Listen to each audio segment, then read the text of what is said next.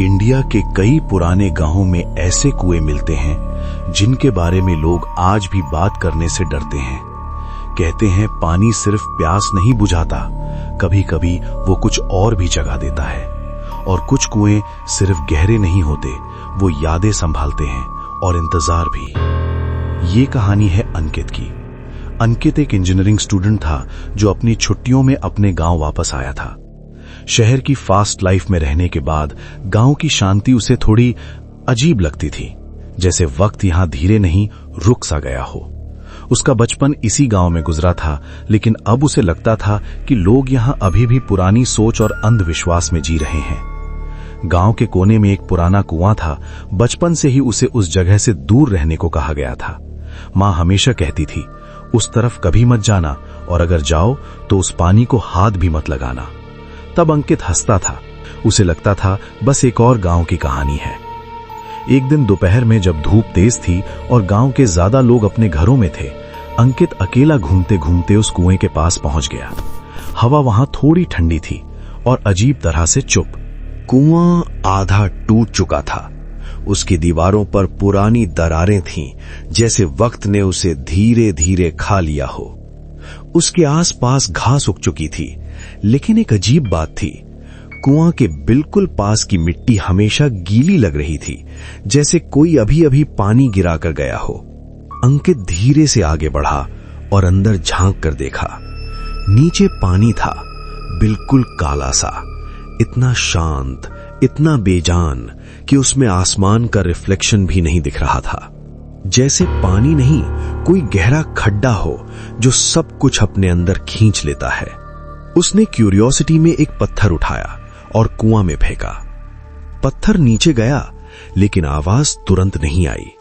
फिर छप। बहुत देर बाद, जैसे पत्थर पानी तक पहुंचने से पहले कहीं और रुक गया हो। अंकित थोड़ा अनईजी फील करने लगा, लेकिन उसने इग्नोर किया और वापस घर आ गया।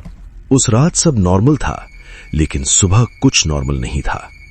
उसके हाथ पर मिट्टी लगी हुई थी, गीली मिट्टी। और अजीब बात, वो मिट्टी थोड़ी सी काली थी, बिल्कुल वैसे ही जैसे कुआं के पास की मिट्टी, जैसे किसी ने रात में उसका हाथ पकड़कर वहां छू लिया हो। उसने फिर भी इग्नोर किया, लेकिन अगले कुछ दिन चीजें बदलने लगीं।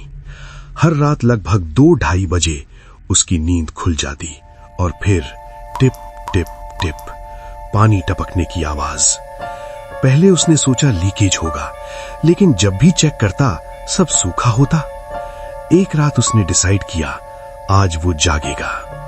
2:30 बजे आवाज फिर से आई, टिप टिप। इस बार ज्यादा क्लियर, ज्यादा पास, उसके रूम के बाहर से। अंकित धीरे से उठकर दरवाजा खोलता है। कॉरिडोर अंधेरा था, लेकिन फ्लोर पर गीले पानी के निशान बने हुए थे, जैसे कोई बाहर से अंदर आया हो। और वो निशान सीधा उसके रूम की तरफ जा रहे थे।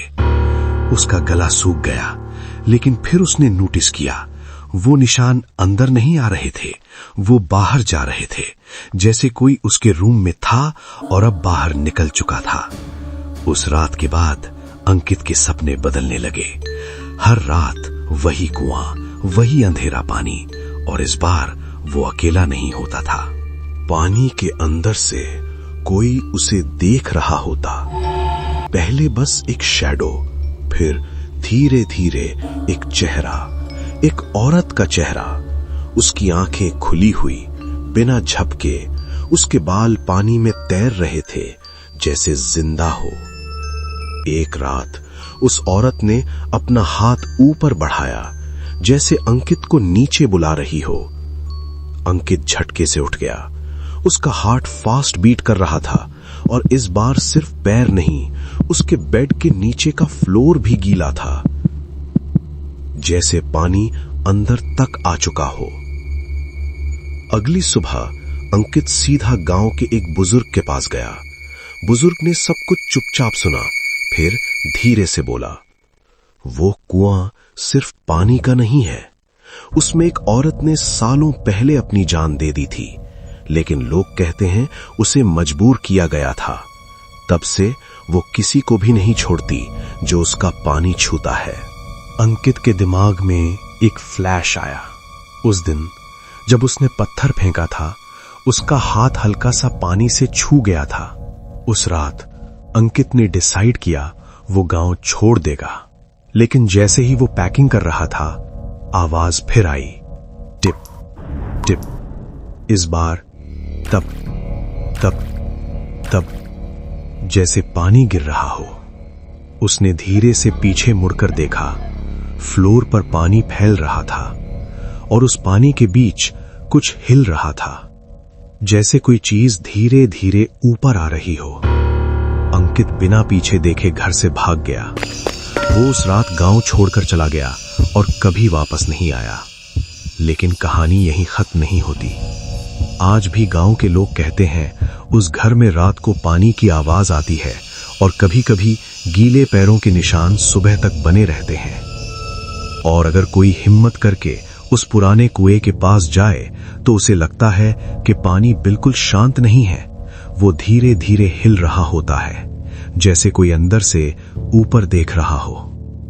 शायद कुछ चीजें सिर्फ मरकर खत्म नहीं होती, कुछ पानी के साथ बंद हो जाती हैं और फिर किसी और के साथ वापस आती हैं। अगर कभी किसी पुराने कुएं के पास जाओ तो उसमें झांकना जरूर, लेकिन उसका पानी कभी मत छूना। रात सिर्फ अंधेरी नहीं होती, कभी कभी वो गीली भी होती है।